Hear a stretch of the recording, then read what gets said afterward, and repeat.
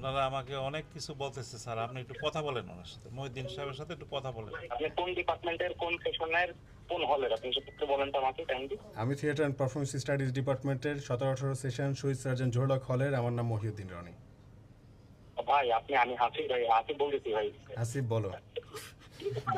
ভাই কাহিনী কি তোমার একটু ক্লিয়ার করে বলেন তো।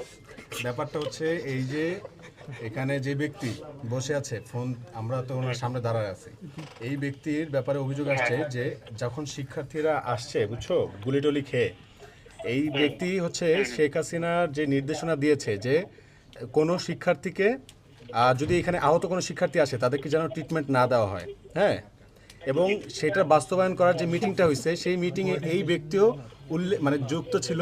দফাদারদের কবর দেয়, সেই দফাদারদের কবর দেওয়ার মধ্যে উনিও একজন। হ্যাঁ, তো সেই জন্য ওনাকে আমরা জিজ্ঞেস করতে এসেছি।